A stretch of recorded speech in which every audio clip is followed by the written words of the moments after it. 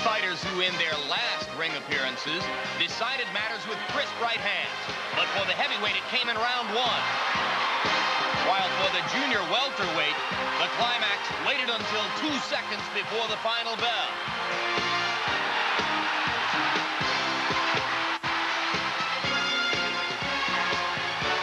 Tonight, in Atlantic City, New Jersey, Julio Cesar Chavez and Mike Tyson, live on HBO.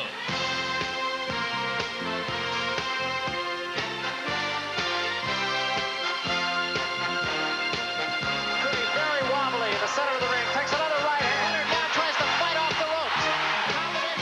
Unbelievable! Unbelievable!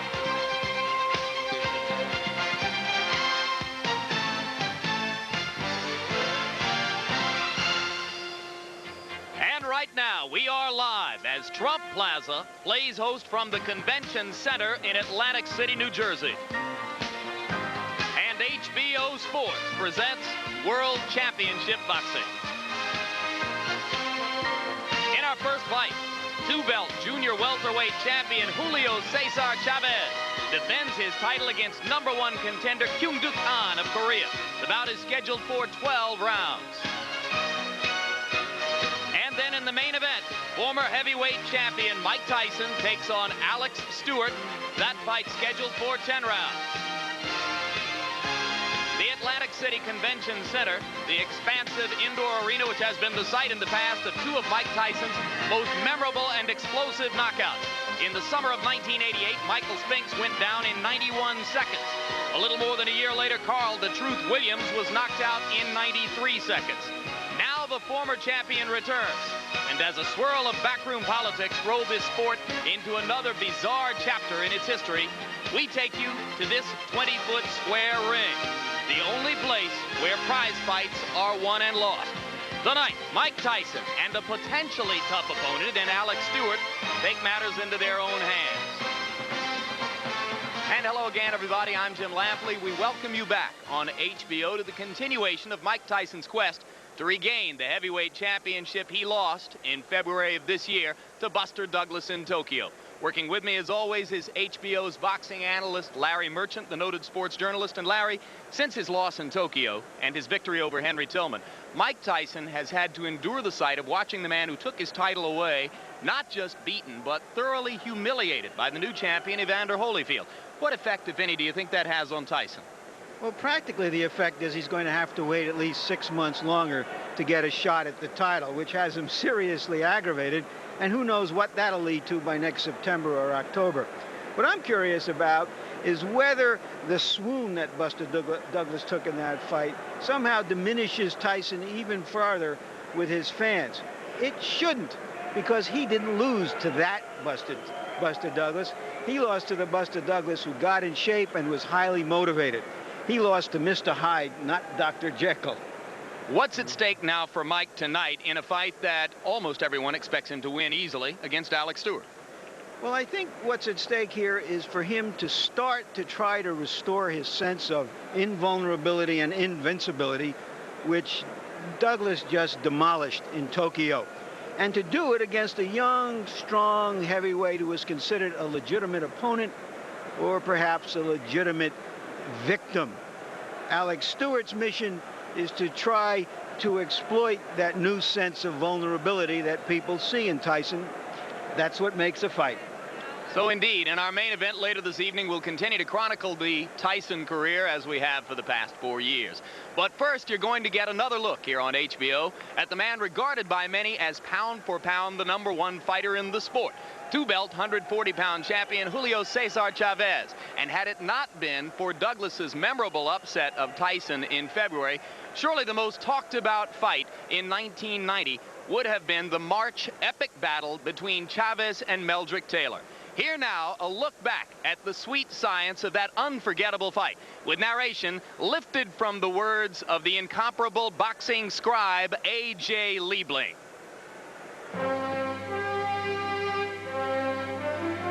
The Sweet Science by A.J. Liebling. The sweet science is joined onto the past, like a man's arm to his shoulder. There's something about the approach of a good fight that renders the spirit insensitive to annoyance. Some champions are more skillful than others, and every now and then, one comes along who feels he can beat the title holder in the class above him. He is the current IBF Junior Welterweight Champion of the World, Meldrick Taylor. He is the WBC Super Lightweight Champion of the World, Julio Cesar Chavez.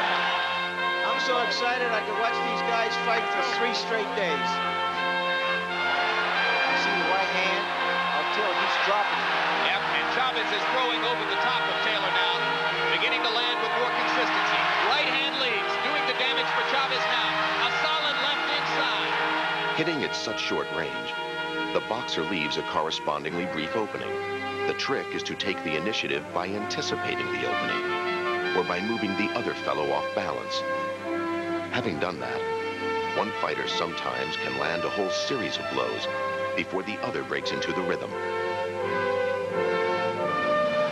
It's incumbent on Taylor not to give Chavez an unnecessary chance to get back into this.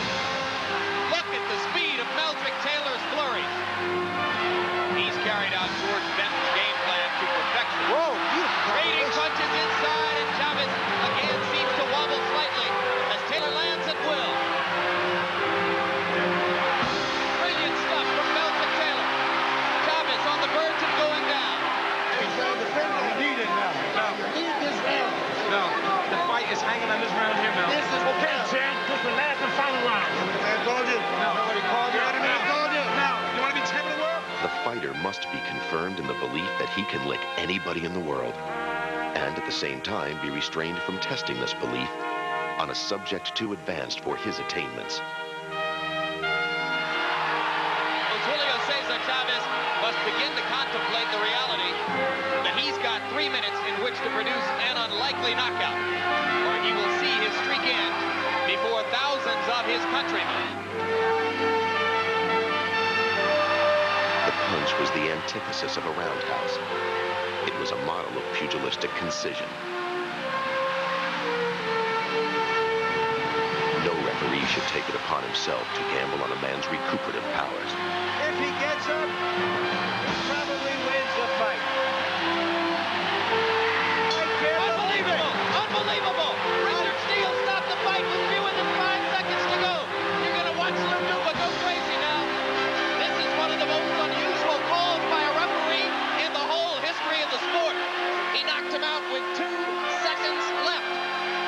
A prize fight contains within itself the seeds of its own abrupt termination, a possibility of which the members of the fancy are well aware, but which they push back into a neutral corner of their unconscious when they set out for the scene of the return match.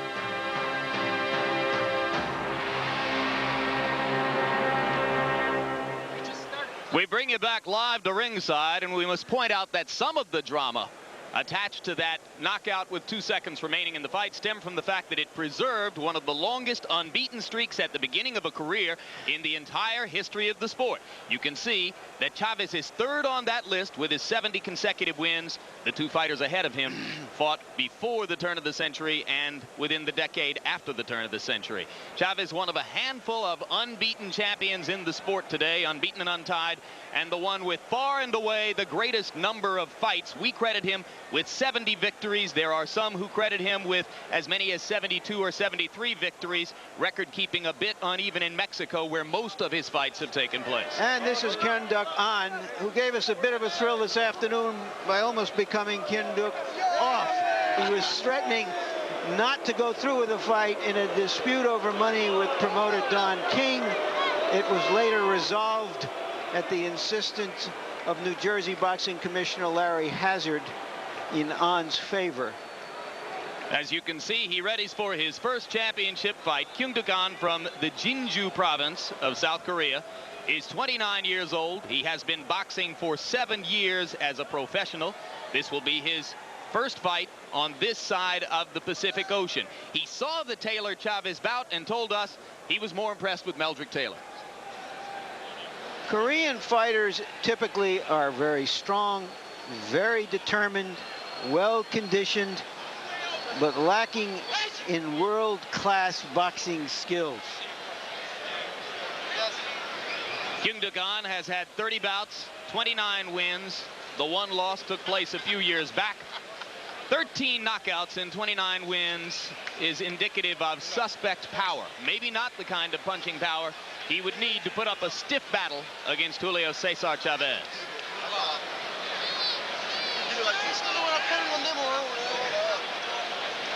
He has the facial structure of somebody who can take punishment, but he hasn't faced anyone nearly of the caliber of the man he's in with tonight.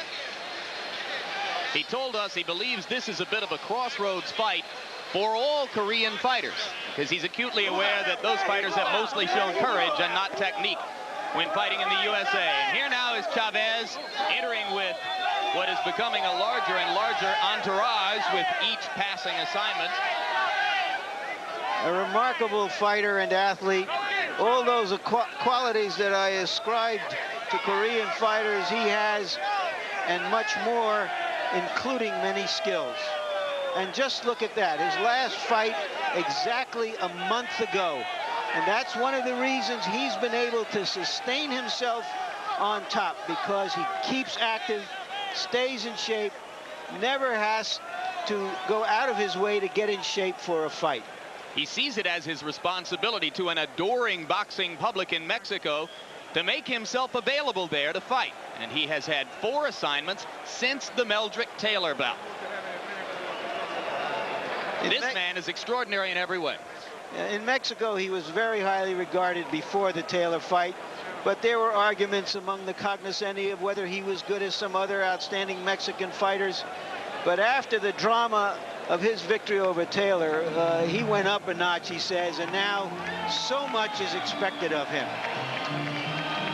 Another look at the record, and we remind you that we at HBO are relatively conservative in crediting Chavez with 70 wins. There are others who give him as many as 72 or 73, but for us it looks like this: 70-0, no draws, 60 knockouts.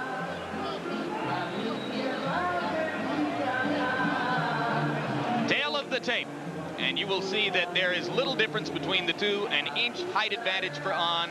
They weighed in at the same weight, 1 pound under the limit. The reach is identical at 71 inches. And here are our punch stat numbers, which give you a profile of how active these fighters are. Of course, it's very difficult to assess these, given the difference in the caliber of opposition they have faced. New Jersey rules for the bout. 3 judges will score it on the 10-point must. No standing 8 count, no 3 knockdown rule, and a fighter cannot be saved by the bell in any round, including the 12th. A New Jersey rule. Right now, let's go up to the ring announcer, Michael Buffer, for the pre-fight introductions. Ladies and gentlemen, good evening and welcome to Atlantic City's Convention Hall by way of Donald Trump's Trump Plaza Hotel and Casino here on the boardwalk in Atlantic City, New Jersey. This bout is approved by the New Jersey State Athletic Control Board. Boxing commissioner here in the Garden State is Larry Hazard Sr. The chairman, Jerry Gormley. Board members, Gary Shaw and Richard Harrison. Deputy commissioners are Lawrence Wallace and R. Yogi Hiltner. Chief physician at ringside is Dr. Frank P. Doggett. Also in attendance, Dr. Earl Shaw and Dr. Paul Williams. This bout is also sanctioned by the World Boxing Council, President Jose Suleiman, and ringside supervisor Gabriel Peña Garricaño. The IBF is also sanctioning this bout, President Robert W. Lee, and supervisor ringside Marion Muhammad. Alternate referee Tony Orlando, counting for the knockdown seconds, and the timekeeper is Roosevelt Gilbert. The 3 judges assigned at ringside for this bout. First of all, from Puerto Rico, Angel Guzman. From Switzerland, Franz Marti. And from the United States, Frank Brunette. And now, ladies and gentlemen, Don King Productions, in association with the Trump Plaza, presents 12 rounds of boxing for the WBC Super Lightweight and IBF Junior Welterweight Championships. The referee for this bout, working for the 72nd time in a world title match, is Tony Perez. Introducing first, fighting out of the blue corner, wearing the red trunks with red letters. He weighs an even 139 pounds, from Jinju, South Korea. His professional record, an outstanding one, 29 victories, 13 by KO, only 1 defeat. He's the #1 ranked challenger in the world. Ladies and gentlemen, welcome Kyung.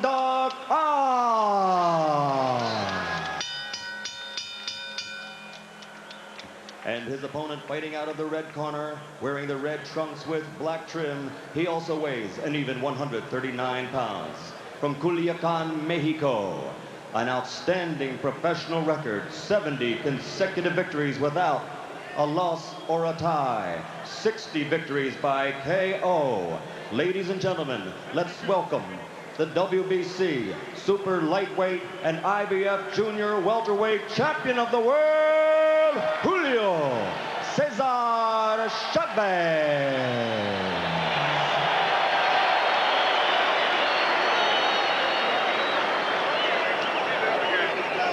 This is Meldrick Taylor country, so that was a very nice reception. Chavez. Huh?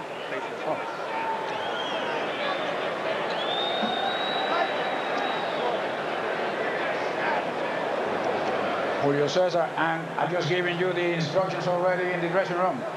¿Alguna pregunta? Any questions? Shake hands, and good luck to both of you. Shake hands.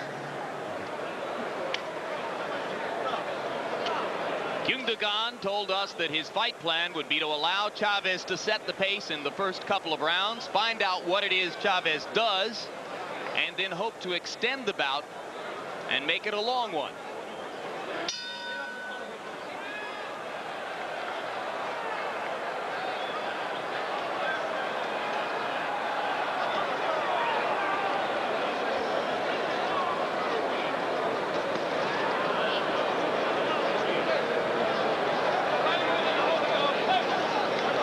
Is known to be a slow starter who builds momentum from the second and third rounds onward.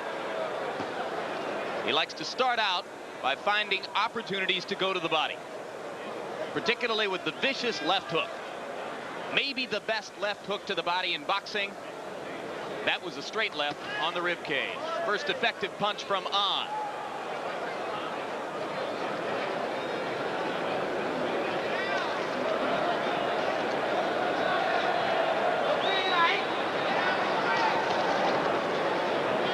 At the moment, An appears to be a little cuter than we're used to seeing in the many Korean challengers who have come to America.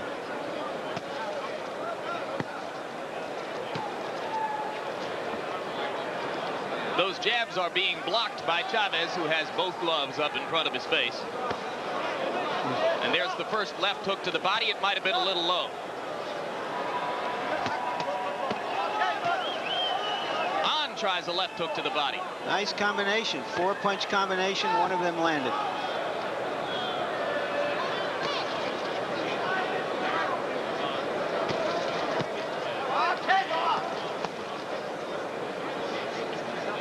Boxing is so popular in Korea that ultimately we should find a real world-class champion in one of the bigger divisions from there.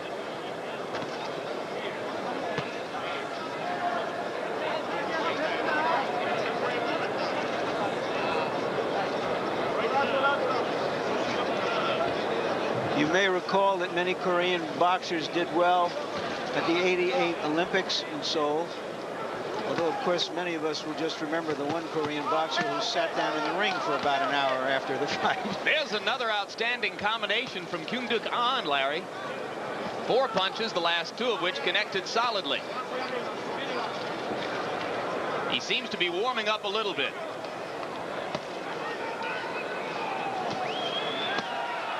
Chavez has his eyes fixed on a spot below An's Adam's apple, as he continues to look for opportunities to the body.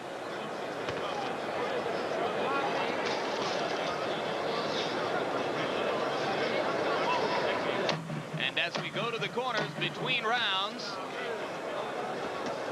interpreters in both corners. Ruben Castillo, former 2-time world champion, will bring us the information from Chavez's corner, and Ron Lee, who has helped us in the past with Korean fighters, will do so in An's corner. Spit bucket. Bring the spit bucket up. Come on. Hey, get the spit bucket. Okay.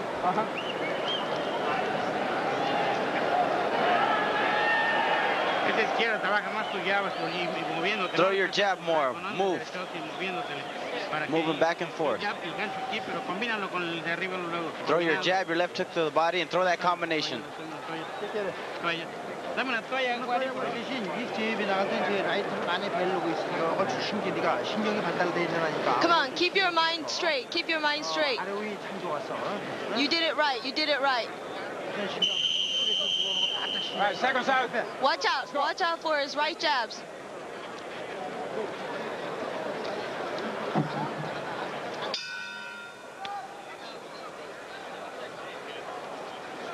The uninitiated viewer might be a little startled to see that An was credited by Punchstat with landing only 7 blows in round 1. But as we mentioned, many of his punches were blocked by Chavez on the gloves.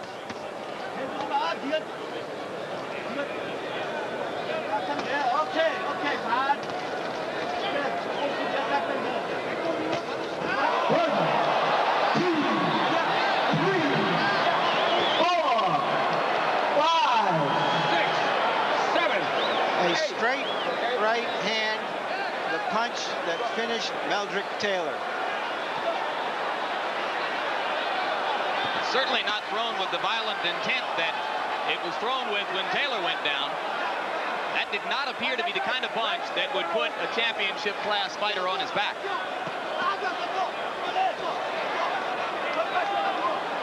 Unless it was a harder punch than he's ever been hit before. He told us he had never been down before. He's about to go down again. Chavez landing with lefts and rights. And An searches out a place to fall down. Now he looks to his corner for guidance. 6, 7, 8. I think he was cowering on the ropes there after a body shot hurt him, Jim. Remember, there is no 3 knockdown rule in effect. So it's conceivable that An could go down again and continue fighting. And Chavez looks like he wants to get this over with quickly.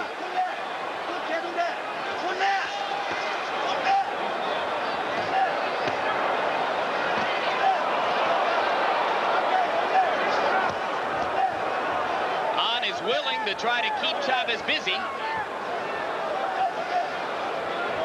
This could be a long minute for Kyung An.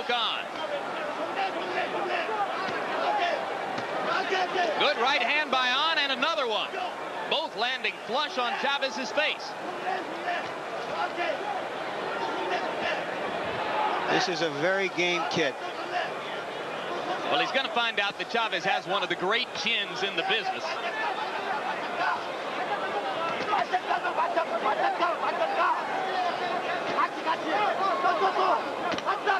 He's not backing off, trying to defend himself with offense. Landed another right hand at long range, and there's a left and another left. Chavez digs a hook to the body, and that stops An for just a moment. All in all, a pretty courageous show by Kyung An, who has been down twice in the round but has rallied. Another left hook to the body, and Chavez gets in a right hand in the closing seconds of round number 2.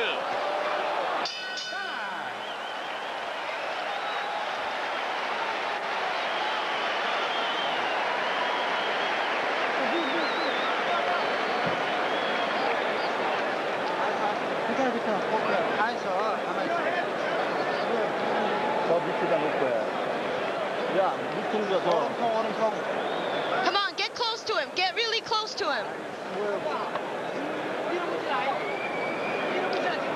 You got to keep moving.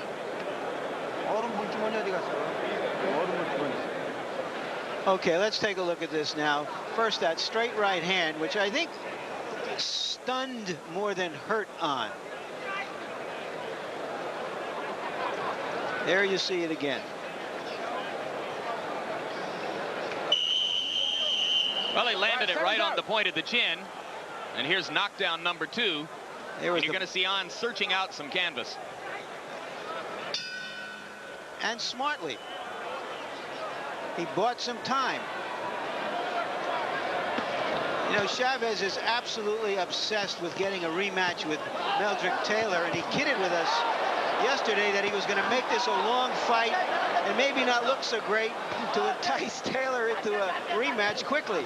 But I don't think that he's looking to make this a long one, and the kid is not cooperating with him. And while we were listening to the action in On's corner between rounds, in Chavez's corner, he was being told to move side to side, not stray right in front of On, because On could still be dangerous. Now On crouches back toward the floor again, and Chavez is momentarily confused. Might have been looking for Tony Perez to stop it.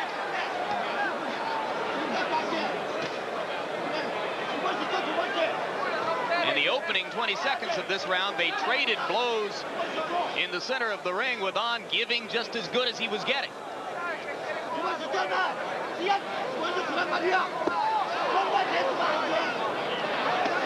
Both hooks to the body, slightly low, but Tony Perez is in a position where he couldn't see exactly where they landed. All three of those punches were a little below the border. But Perez, as you said, was on the opposite side of Chavez and didn't see that. And On isn't complaining anyway. What good would it do him? There's another low left hook to the body.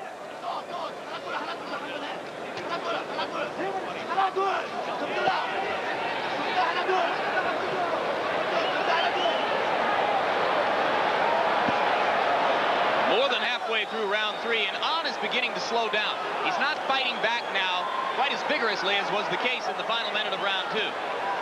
And you have to believe that the body punches are taking their toll. Down he goes.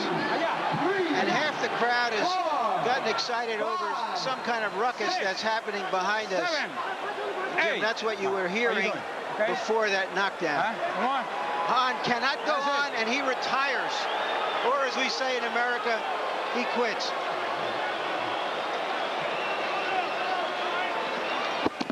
Nobility and courage took Kyung On only so far.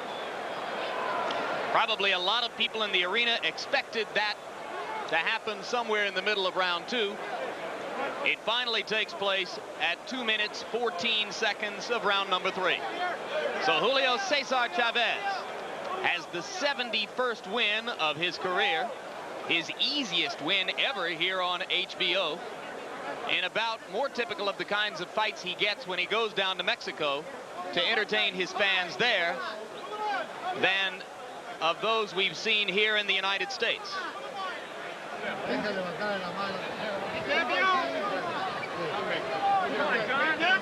Let's take a look back now at the action from round three, which led to On's retirement, prompted by the third knockdown of the bout. The trademark left hook to the body, a combination, and On was down in his own corner. And though we could not hear it from here, since he went down in his own corner, it's entirely possible that his handlers, through the ropes, suggested that this would be enough. He was able to get up well before the count of 10. There it is, digging the hook to the body, and you can see On putting his right arm down to try to protect himself there, making it easy for Chavez to land the 1-2 combination that finished things off. Ladies and gentlemen, the official time, 2 minutes 14 seconds of the third round. Referee Tony Perez stops this contest. The winner by TKO, still undefeated, still champion, Julio Cesar Chavez.